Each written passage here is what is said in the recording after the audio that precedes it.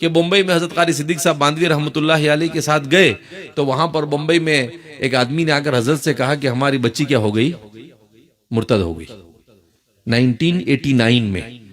تو کہا حضرت نے کہ کیسے مرتد ہو گئی؟ کیا کر رہے تھے آپ؟ پہلے غصہ ہو گئے ان کے اوپر. پھر اس کے بعد ان کو پوچھا کہ بھئی کیا ہوا، کیا قصہ بنا؟ تو اس نے کہا کہ میں نے اپنی بچی کو ہائر ایجوکیشن کے لیے کالج میں ڈالا، وہاں پر سب غیروں کا ماحول تھا، اس میں وہ عشق بازی میں مبتلا ہو گئی اور وہ کسی سکھ کے ساتھ کیا ہو گئی؟ چلی گئی اور ایمان کو چھوڑ دیا.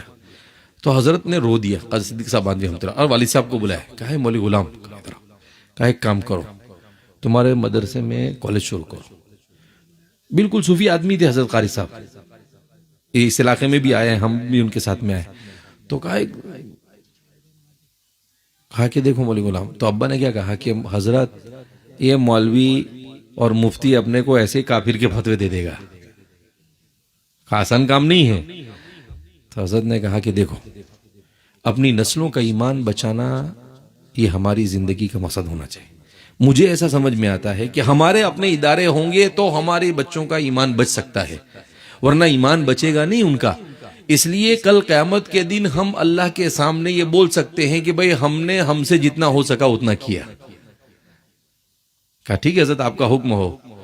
پھر الحمدللہ شروع ہوا جامعہ میں. پہلے ITI شروع ہوئی 92 93 میں، اس کے بعد BUMS کالج شروع ہوا، اس کے بعد ڈپلومہ انجینئرنگ کالج شروع ہوا، اس کے بعد بیچلر آف انجینئرنگ کالج شروع ہوا، اس کے بعد D.Ed کالج شروع ہوا، اس کے بعد B.Ed کالج شروع ہوا، اس کے بعد D pharmacy, B pharmacy, M pharmacy, اس کے بعد MBBS کالج شروع ہوا، اس کے بعد LLB کالج شروع ہوا.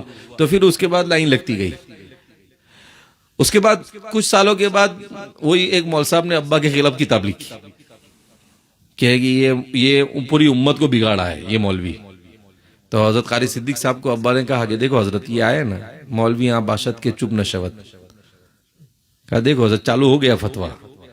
تو حضرت نے اس کو لیا میرے سامنے، کہ کسی سے سنا بھی نہیں. میری بھی اس وقت 15 سال کی عمر تھی. کیونکہ کہ اس کو پھاڑ دیا اور کہا کہ مولوی غلام یہ اللہ کے ہاں آپ کا کام مقبول ہو گیا، اس کی علامت ہے. کہا جس درخت کے اوپر پھل لگتا ہے نا اسی پہ پتھر مارا جاتا ہے. کہا اس کو اٹھا کے کچرے کے ڈبے میں پھینک دو.